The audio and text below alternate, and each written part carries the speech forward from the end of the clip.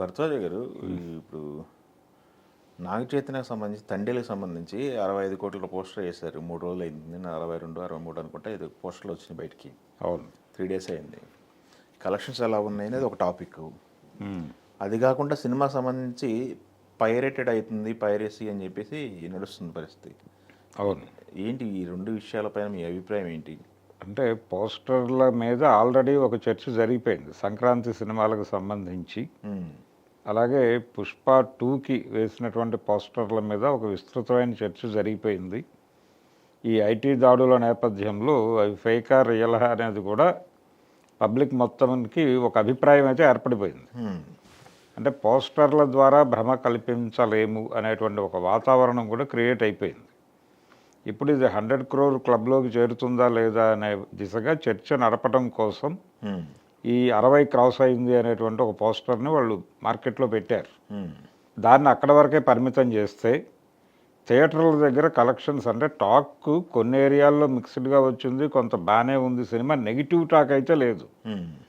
Negative talk లేదు కానీ జనాలు పూర్తి స్థాయిలో 100% అద్భుతం అనే పరిస్థితి కూడా లేదు. అందుకని దానికి ఆ టాక్కి ఉండాల్సినటువంటి కలెక్షన్స్ కూడా అక్కడ రిఫ్లెక్ట్ కావట్లేదు థియేటర్ల దగ్గర. ఓకే.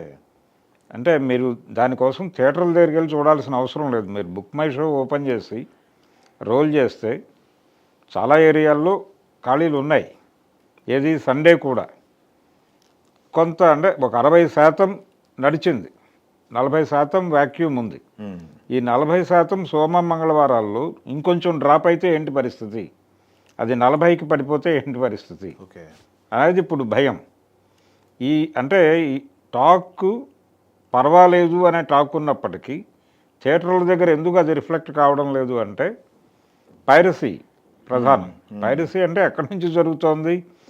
సినిమా రిలీజ్ అయినటువంటి షో పడిన ఒక 1 అవర్లో ఇంటర్నెట్లో ఏదో ఒక ప్లాట్ఫామ్ మీద అది అవైలబుల్గా ఉంటుంది.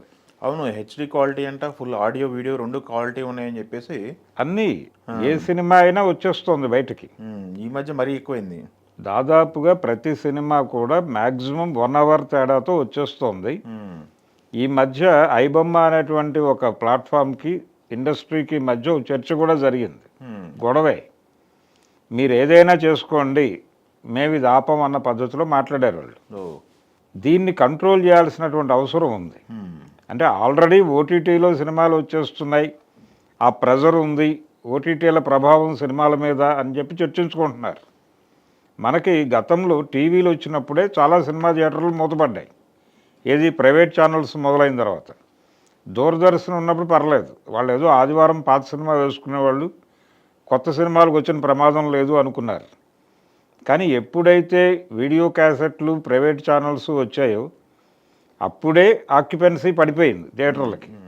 పడిపోయి చాలా థియేటర్లు కళ్యాణ మండపాలుగా మారినాయి ఆ తరంలోనే. ఇప్పుడు ఇంకా ప్రమాదమైన పరిస్థితుల్లోకి వెళ్ళిపోయినాయి థియేటర్లు. థియేటర్కి వెళ్ళటానికి అవసరం ఎందుకు లేదంటే చాలా క్లియర్గా ఫోన్లో సినిమా చూసుకుంటున్నారు. తండేల్ సినిమా రిలీజ్ అయిన రోజు నైటే నేను 3-4 ఫోనుల్లో ఆ సినిమా చూడటం నేను గమనించాను. ఇది పరిస్థితి. ఓకే. అందుకని దీన్ని అడ్డుకోవాల్సినటువంటి అవసరం ఉంది. దీనికి ఏదో వాళ్ళు ప్రెస్ మీట్ పెట్టి బాధపడటం కాదు, ఒక సీరియస్ యాక్షన్ కావాలి.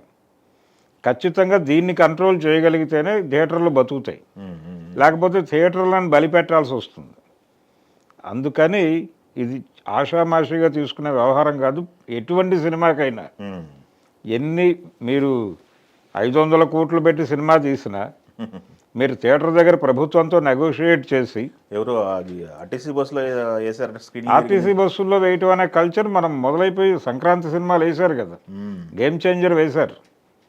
గేమ్ చేంజర్ పైగా అద్భుతమైన క్వాలిటీ ప్రింట్ వేశారు, అయిపోయింది అది. ఇప్పుడు ఈ సినిమా కూడా వేసేశారు. అదే బన్నీవాసు ట్వీట్ చేశాడు, అది బస్సు సర్వీస్ నెంబర్తో సహా. అవును, కొనగల నారాయణకి ప్రింట్లోనే మేము రకరకాల కోడ్ ఇది వాడుతున్నాము, అది ఏ థియేటర్లో పైరసీ చేశారో కూడా మేము చెప్పగలము అని చెప్పారు ఆ మధ్య గతంలో. కానీ ఇప్పుడు ఏమైంది, అది ఎందుకు కనిపెట్టలేకపోతున్నారు, ఎందుకు కట్టడి చేయలేకపోతున్నారు, లీకేజ్ని కంట్రోల్ చేయటంలో ఎక్కడ ఫెయిల్ అవుతున్నారు. మొన్న జరిగినటువంటి పుష్ప ఈవెంట్లో సుకుమార్ ఆ విషయాన్ని ప్రస్తావించాడు. అంటే మేము 24 hours అక్కడే పడుకుని లీకేజీని కాపాడినటువంటి ఒక వ్యక్తి గురించి ప్రసంగించాడు ఆయన.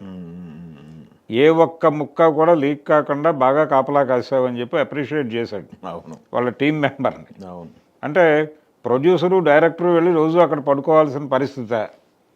ఎందుకు లీక్ అవుతున్నాయి, అక్కడి నుంచి వెళ్తున్నాయి, ఒకవేళ అక్కడి నుంచి వెళ్తున్నాయా థియేటర్ నుంచి వెళ్తున్నాయా, థియేటర్ దగ్గర ఎందుకు కంట్రోల్ చేయలేకపోతున్నారు మీరు, అదే సినిమా షో పడిన గంటలో ఎందుకు అపేర్ అవుతోంది అనే దాని మీద ఒక ప్రాపర్ ఇన్వెస్టిగేషన్ చేసి ప్రభుత్వాల సహకారం తీసుకోండి. మీరు టికెట్ల రేట్లు పెంపు గురించి మాట్లాడుతున్నారు కదా, దీని గురించి ఎందుకు నెగోషియేట్ చేయరు ప్రభుత్వాలతో? అది ఎంతవరకు డ్యామేజ్ చేస్తుందని తండేలకి అనేది మనం చూడాలి. ఈ పైరసీ ఎంతవరకు లేదు, డ్యామేజ్ చేస్తోంది, డ్యామేజ్ జరుగుతోంది. వాళ్ళ 100 కాల తీరిద్దా లేదనేది నాగ చైతన్యనే 100 క్రోర్స్ క్లబ్లోకి తీసుకెళ్లాలని బన్నీ వాసు ప్రామిస్ చేశారట. అది తీరిద్దా లేదనేది ఇప్పుడు డిస్కషన్. ఆ ప్రామిస్ నెరవేరే అవకాశం లేదు కాబట్టే ఇప్పుడు ప్రెస్ మీట్ పెడుతున్నారు. అంటే అక్కడికి రీచ్ అయ్యే పరిస్థితి, అంటే ఈ వీకెండ్ వరకు సినిమా నిలబడుతుందా లేదా అనేది అనుమానం. ఓకే, ఈ వీకెండ్ వరకు సస్టైన్ అవ్వాలంటే ఈ లీకేజ్ ఆగాలి. ఓకే, ఆల్రెడీ డౌన్లోడ్ చేసుకుని సర్క్యులేట్ చేసుకుంటున్నారు. ఇప్పుడు జరుగుతున్న ప్రమాదం ఏంటంటే ఎవరైనా ఒకళ్ళు డౌన్లోడ్ చేసేస్తే దీన్ని ఫార్వర్డ్ చేసేసుకుంటున్నారు. రెండోది, చాలామంది రకరకాల పేర్లతో పర్సనల్ యూట్యూబ్ ఛానల్ లాంటిది పెట్టేసుకుని దానిలో ఇది అప్లోడ్ చేసేసి ఈ లింక్ పంపించేస్తున్నారు ఓకే, వందలాది మందికి. ఓకే, దాంతో ఒక సినిమా రకరకాలుగా ట్రాన్స్ఫర్ అయిపోతుంది. ఓకే, దీన్ని కంట్రోల్ చేయటం అనేది చేతకాక థియేటర్లోకి జనాలు రావటం లేదు అని చెప్పి బాధపడితే ఎలాగా? ఓకే, ఈ మొత్తం వ్యవహారం మీద సీరియస్గా దృష్టి పెట్టి ప్రభుత్వాన్ని కలుపుకుని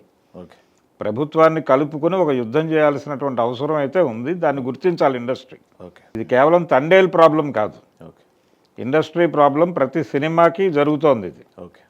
ఆ రోజు గేమ్ చేంజర్కి జరిగింది. గేమ్ చేంజర్ కాదు, మీరు ఏ సినిమా అయినా సరే చాలామంది థియేటర్కి వెళ్లకుండా ఒక గంట తర్వాత డౌన్లోడ్ చేసుకుని చూసి రివ్యూలు చెప్తున్న పరిస్థితి కూడా ఉంది.